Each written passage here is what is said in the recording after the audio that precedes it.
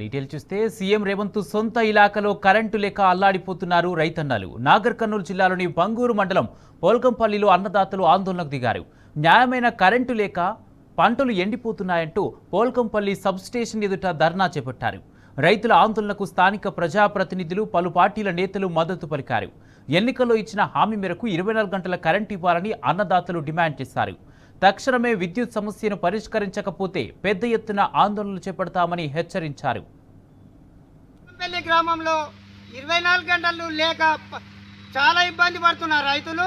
12 గంటలు ఇస్తామని, అదే మళ్ళా 12 గంటలల్లా 4-5 గంటలు మన ఇన్కమింగ్ పోయిందని మన గుద్దబడిన పటేళ్ళు పటవాళ్ళు ఫోన్ చేస్తే వాళ్ళకి ఎల్సీలు ఇచ్చి 2-3 గంటలు ఎల్సీ ఇచ్చి, మన మధ్యతరగతి ఫోన్ చేస్తే సాయంత్రం 5 గంటలకు లేకపోతే మధ్యాహ్నం 12 గంటలకు కానీ మనం వాళ్ళ ఇష్టం ఉన్నట్టు వాళ్ళు ఇబ్బంది పెట్టడం జరిగింది. మన దానికి వస్తేనేమో 200 పెట్రోల్ ఖర్చు తీసుకుంటారు. అదే గుద్దపరిశ్రమ దానికి పోతేనేమో ఉట్టే పోయి వాళ్ళు హెల్పర్లు పోయి చేసి వస్తారు.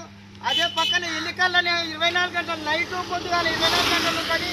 మన పోల్కంపల్లి గ్రామాల్లో మాత్రం అసలే కరెంటు లేదు. దీనికి తగిన చర్య తీసుకోవాలి అని రాష్ట్ర ప్రభుత్వాన్ని, విద్యుత్ శాఖని కోరడం జరిగింది.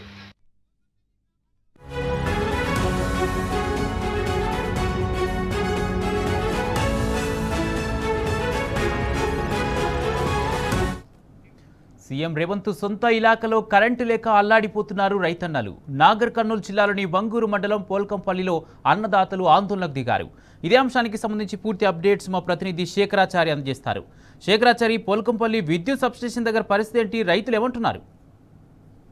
నాగర్ కర్నూలు జిల్లా ఒంగూరు మండలం, అంటే ఇది సొంతం సీఎం రేవంత్ రెడ్డి సొంత మండలం. ఆ మండలంలో ఉన్నటువంటి పోల్కంపల్లి సబ్ స్టేషన్ వద్ద అటు బీఆర్ఎస్ పార్టీకి సంబంధించిన వాళ్ళు, అటు సిపిఎం, తర్వాత రైతులు, ముఖ్యంగా రైతులతో వచ్చేసి కూడా ఆందోళన వ్యక్తం చేస్తున్నటువంటి పరిస్థితి కనిపిస్తా ఉంది. కాంగ్రెస్ ప్రభుత్వం ముందస్తుగా చెప్పింది ఏంటంటే 24 గంటల నాణ్యమైన విద్యుత్ రైతులకు ఇస్తామని చెప్పింది, కానీ క్షేత్రస్థాయిలో ఇక్కడ కూడా అమలు కావట్లేదు.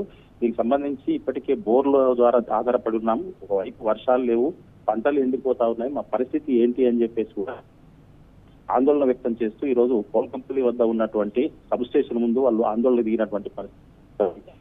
చాలా రోజుల నుంచి కూడా 24 గంటల విద్యుత్ కరెంటు వస్తుందని చెప్పేసి మాత్రం అధికారికంగా బయటికి చెప్తున్నారే తప్ప 12 గంటల 15 నిమిషాలు మాత్రమే అది రాత్రి సమయంలో వస్తుంది. రకరకాల ఎన్నోసార్లు ట్రిప్ అవుతా ఉంది. ట్రిప్ అయినప్పటికీ చెప్తే కూడా పైనుంచి అట్లా ఉన్నాయని చెప్పేసి మౌఖికంగా చెప్తా ఉన్నారు, కానీ అధికారికంగా మాత్రం 24 గంటలు అని చెప్తారు. 24 గంటలు ఎక్కడ వస్తుందని చెప్పేసి రైతులు ప్రశ్నిస్తున్నటువంటి పరిస్థితి కనిపిస్తా ఉంది. ఒకవైపు ముందే వర్షాలు లేవు, కేవలం గ్రౌండ్ వాటర్ మీద, బోర్ల మీద ఆధారపడి ఉన్నాం. తర్వాత కేరళ కాలువల నీళ్ళు వస్తేమన్నా వాటితో పంటలు పండించాలన్నా కానీ ఖచ్చితంగా మోటార్లు నడవాల్సిందే. మోటార్ నడవాలంటే విద్యుత్, నాణ్యమైనటువంటి విద్యుత్ ఉండాల్సిందే.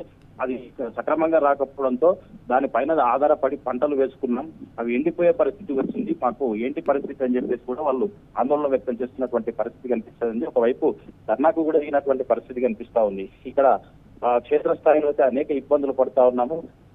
ఈ విద్యుత్ చాలా సార్లు కూడా ట్రిప్ అవుతా ఉంది.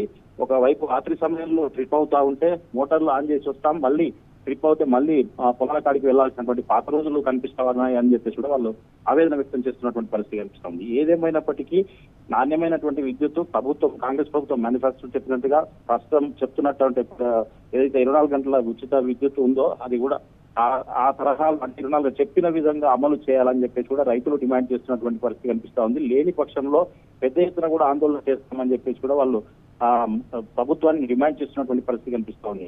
ముఖ్యంగా రైతుల పరిస్థితి అయితే దయనీయంగా మారుతుంది. ఒకవైపు పెట్టుబడులకు ఇబ్బందులు ఉన్నాయి, తర్వాత ఎరువులు దొరకక అనేక ఇబ్బందుల పరిస్థితి, ఈ యాప్ ద్వారా అనేక ఇబ్బందులు పడుతున్నటువంటి పరిస్థితి కనిపిస్తా ఉంది.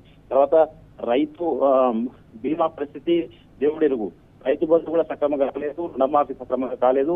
తీరా చూస్తే కనీస పండించుకోవాలని చెప్పేసి విద్యుత్ కూడా సక్రమంగా రాకపోతుంది. పరిస్థితి ఏంటి, రైతులు పండించినటువంటి పంట వాళ్ళు ఆవేదన వ్యక్తం చేస్తున్నటువంటి పరిస్థితి కనిపిస్తుంది. ఈ విద్యుత్ విషయంలో అయితే రైతులైతే ఆగ్రహంతో ఉన్నటువంటి పరిస్థితి కనిపిస్తుంది. విద్యుత్ సక్రమంగా అయితే దిగుతామని చెప్పేసి అయితే వాళ్ళు రైతులు పెద్ద మొత్తంలో ప్రభుత్వాన్ని అయితే హెచ్చరిస్తున్నటువంటి పరిస్థితి కనిపిస్తా ఉంది. Right, thank you Shekharachari.